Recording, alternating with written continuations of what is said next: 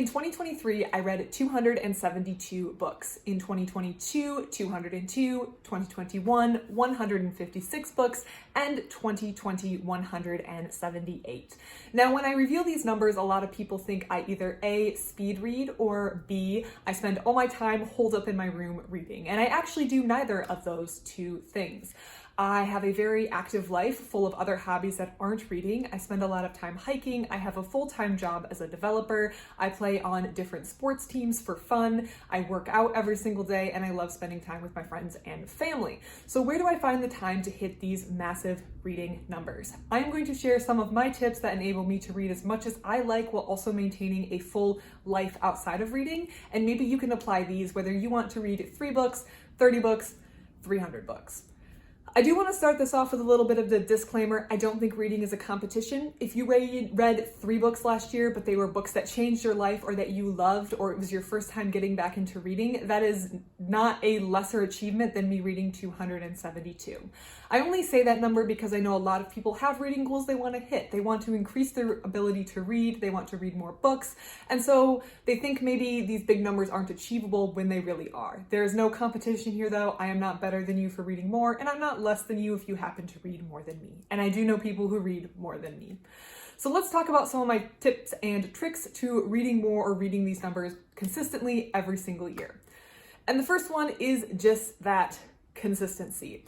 One of my unpopular opinions is that a lot of people's personal problems are caused by their lack of self-discipline. And I'm not going to go into that unpopular opinion or my thoughts on that, but one thing that self-discipline can give you is the ability to be consistent, and consistency is the key for so much. Whether you play a sport, you need to learn a language, you need to do well in school, or you just want to read more, consistency is sadly the non-sexy answer. You need to be consistent. Now, you could spend the entire month of December cramming in 10, 12 books, however many books you need to hit your goal, or you can read consistently throughout the year. And I think a lot of people want reading to be a habit, the same way maybe reaching for our phones is a habit. We want to read consistently as a habit. So I have the habit of consistency, and it is the number one thing that I do to hit these numbers.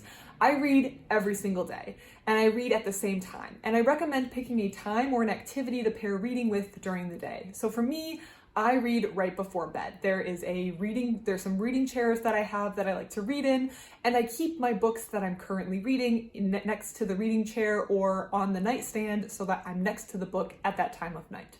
I know the hour before bed is time to unwind. I read during that time, and it is relaxing. Now, I also read in times that aren't that time, like on the weekend I might read a little bit more, but I don't ever neglect to read in the evening because I think that having that consistent habit is very, very important. So right before bed might not work for you. Maybe you're a busy mom and first thing in the morning before the kids get up is better for your schedule. Or maybe you're a student and you have this 50-minute gap in your schedule during the day where you don't have anything to do. Maybe that's a good time for you to get some reading in. But picking a consistent time and saying, as often as possible, I'm going to read at this time, and consistently building that habit with self-discipline will really do wonders. Besides having the books next to my reading areas, something else that supports this habit is having a screen time lock on my phone. So I give myself 45 minutes on my phone every single day. Of course, I can easily override this, and some apps are unblocked, like my phone app in case someone needs to call me. But anything that might be a source of mindless scrolling is locked after 45 minutes. And if I need to override it, I can, but I know that I've hit my limit for the day. So in the evening, my phone is locked out of all the little fun apps, and I know it's reading time, so I'm very, very likely to read. So consistency is sadly the unsexy answer and the thing at the top of the list. Being consistent with your reading will lead to reading more books in a year. It just will, and it's something that I think once you build the habit of, it really starts to snowball. But let's go into some other tips and tricks beyond consistency that may help you read more. One of those being knowing when to drop a book. So I think it's granted, let me put an asterisk here, unless it's for school or from something you have to read, it's not a good thing to force yourself to read things that you're not necessarily feeling. I think that knowing when to set a book down and say, I don't feel like reading this now, or this isn't what I thought it was going to be and I don't want to read that, actually makes you read more books throughout a year. I'm not saying don't read books that challenge your opinions or challenge your thoughts or maybe aren't exactly what you were looking for, but sometimes you're reading a book and you know, I'm just not feeling it. And sometimes putting that book down can be very, very freeing to just be like, you know what, this isn't for me right now. You can always read the book later if you choose to. You're not giving the book up permanently. You're just saying, right now, I'm not feeling this. Or right now, I'm not ready for this slow or this fast of a book. I want something different. Or if you were trying to read it and you really hate it, you can just give yourself permission to say, I don't like this book. I think one thing that I do, one habit that I have that helps with this is I use my public library. Now I know the public library is not available or in the same format that it is in the United States and every other place in the world, but where I live, the public library is free and it's funded by my tax dollars. So I'm going to be paying for it anyways with the tax money that comes out of my paycheck, and I can use it as much as I want for no extra cost to me. And I also know that when I go there, I can take out all sorts of books and I'm not really paying for them in the sense that if I don't like it, I don't have this guilt hanging over my head that, well, you spent $25 on this book, so we're gonna power through. I can return it to the library. This isn't for me. This isn't for me right now. I know that it's in the library, so if I ever want to get it back out, I can. But I'm not forcing myself to power through it, and I especially don't have that guilt associated with it, like, I spent $25 on a book, so now I'm going to force myself to read it and to like it. And I do find that I do less of this dropping a book I don't want now as an adult, and this is due to my next two tricks. And that is reading what I like versus following a trend. So there is nothing wrong with trends, and I usually find that popular books are popular for a reason. They got a lot of hype for a reason. However, sometimes what's popular isn't necessarily what you know that you like. For example, let's say you've been loving reading nonfiction books on medieval politics in Western Europe in the Middle Ages, and that's just been really interesting. And you hear everyone gushing over the new fantasy romance, blah, blah, blah, and you think, well, that could be kind of interesting, or I don't want to miss out on what everyone else is reading, but I don't know, I've been really loving these other books. I would say don't follow the trend to read something that you're not sure is going to be a good fit for you. Now, I'm not saying don't ever read that trendy book or read something that's out of your comfort zone, but if you're currently reading or feel like it's not a good fit with what you like reading right now, you can say, I'm going to try that trend later. I feel like this also fits with the library book because if it's trendy, the library's holds are all going to be backed up and I'm going to have to wait anyways. So I might wait until I'm more in the mood to read maybe a fantasy book to try that. And I'm not going to worry or feel like I'm missing out. So sorry about that. My cat knocked something over. If I'm not going to feel like or feel bad about like I'm missing out on something because I know what I'm enjoying right now. And I think that sense of letting go of I need to read every single book that everyone else is reading to feel like I'm a real reader or connected with the community. Now, if something is trending and also seems interesting for what you're reading right now or your current state, by all means, go ahead and give it a read. But maybe you want to try it, but maybe not right now. Put it on your list to read later when you're more in the mood. Or maybe overall you think, I really hate fantasy. I don't think I'm going to like this book. Don't force yourself to read it if it's not something you are going to enjoy.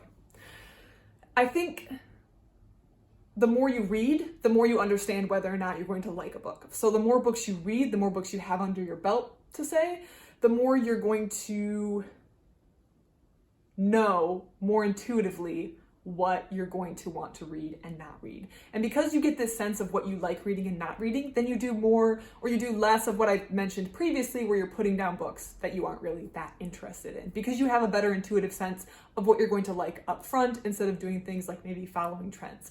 I do think following trends is maybe a good place to get started. You're reading books that seem to have a little bit of popular appeal and you can find support in a community. So if you're totally new to reading, it may be good to follow a trend to kind of see what other people like, but then you should very quickly start to develop your own sense of what you enjoy reading and don't enjoy reading and not be as beholden to trends. Because then I feel like you need to read these books because other people are reading these books and then you don't read as much because it's not truly what you're interested in at the moment. And along those lines, I think another tip is to follow your existing momentum. And this happens in my reading life all of the time. I read a book and I love it, so I want to read a book similar to it. I think this happens with authors and with nonfiction topics for me in particular. So once I read a book last year in 2023 on Japanese woodblock prints, I really loved it. And so I went and found more books on Japanese woodblock prints, and I loved those. And I went and found more books on Japanese woodblock prints. And before I knew it, I had read, 10, 15 books on Japanese woodblock prints because I was just so interested in the topic. Now, if I read one book on Japanese woodblock prints, enjoyed it, but then said, there's a nonfiction book on the top of my to-read list that I really need to get to, so we're gonna ignore this desire to read more of this for right now, and I'm gonna read this one because I need to read that one next, then I'm not giving into that momentum, which I feel like is a more natural progression. I feel like I never have to force myself to read, which is another key thing. I do not force myself to read. I did enough reading of things I needed to during my school days, and I was in school for K through 12 and a bachelor's degree. That's enough reading. Forced stuff, I don't do that anymore. So now I follow my momentum, and I find it a lot easier to pick up that book. There's no pressure to pick up the book because it's something I want to read. I love the last book on Japanese woodblock prints, so I'm probably gonna like this one as well. Currently, I'm kind of on a Jim Hines kick. I finished his Janitors of the Post-Apocalypse, loved it, so I've started Goblin Quest by him, and I'm liking that one too. So it's kind of turning into a chain of momentum. Same with Lee Brackett last year. I felt like I read one book from her for my Hugo Award reading challenge, and then I read some more and some more and some more, and I have another one checked out from her right now because I just was in a momentum spiral.